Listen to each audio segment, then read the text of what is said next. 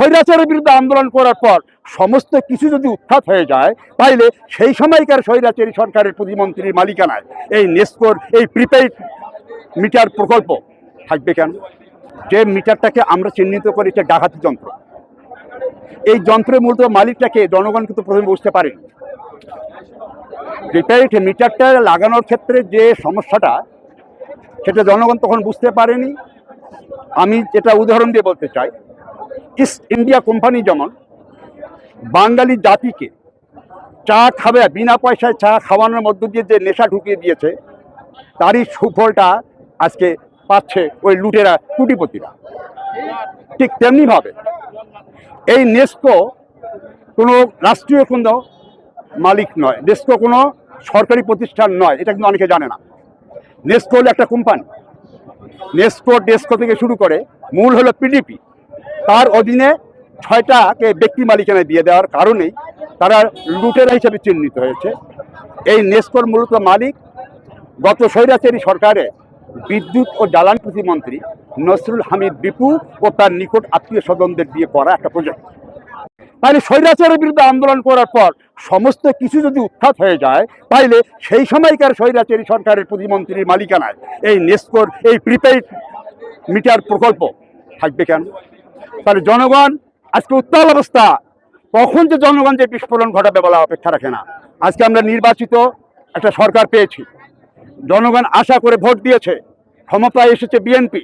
আজকে আমাদের এখানে এমপি আছেন, মন্ত্রী আছেন, তাদের প্রতি আমার আহ্বান, আপনারা জনগণের সেবা করার উদ্দেশ্য নিয়েই কিন্তু আপনারা বক্তব্য দেন, নির্বাচিত হয়ে পার্লামেন্টে যান। গরিব মানুষ কঠিন সংকটের মধ্যে পড়ে গেছে, আপনারা পার্লামেন্টে এই উত্থাপনটা করছেন না কেন? সরাসরি ঘোষণা দিয়ে দেন যে না, ওই স্বৈরাচারী সরকারের প্রতিমন্ত্রীর প্রিপেইড মিটার আমরা তুলে নিলাম, সাবেক মিটার আমরা স্থাপন করলাম। তাহলে সাবেক মিটারটা কি? কেন সাবেক মিটারটা হলো গরিব মানুষের, আর লুটেরা কোটিপতি ওই প্রধানমন্ত্রীর কার্যালয় থেকে শুরু করে যত সরকারি শিল্প প্রতিষ্ঠান থেকে শুরু করে যা কিছু আছে, সেখানে 20,000 কোটি টাকা বকেয়া ফেলে রাখছে। আমার গরিব দেশের গরিব মানুষ তারা হয়তো এ মাসের বিল হয়তো দিতে পারছে না, কিন্তু তারা সামনের মাসে বিল দিবে জরিমানা করে, সেই সুযোগটা নাই। আর সবচেয়ে আশ্চর্যের ব্যাপার, একটা ভূতুরে বিল করা হয়, যে এটা মেশিন। আমি তো একটা শিক্ষিত মানুষ ভাই, আমার যে এই যে স্মার্টফোনটা আছে, এই ফোনটাই আমি ঠিক মতো ব্যবহার করতে পারি না। গরিব দুঃখী মানুষগুলোর 200টা কখনো 250টা বাটন টিপতে হয়।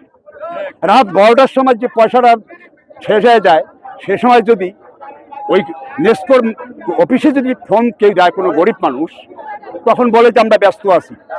আর ওই যন্ত্রটা এমন একটা যন্ত্র, আপনি বাইরের থেকে একটা মেকানিক্স নিয়ে এসে ঠিক করবেন, সম্ভব নয়। ওরা ছাড়া এই যন্ত্রের কোনো কিছু ঠিকভাবে করতে পারবে না। তাহলে কতখানি সমস্যা, কতখানি ভোগান্তিতে পড়ছে। অতএব আমাদের একটাই কথা, আজকে হাতীবান্ধায় যেভাবে মানুষ উত্তাল, আমরা আশা করি চূড়ান্ত পর্যায়ে যাওয়ার আগেই সরকারকে অনতিবিলম্বে ঘোষণা দিতে হবে যে প্রিপেইড মিটারের পরিবর্তে সাবেক মিটার।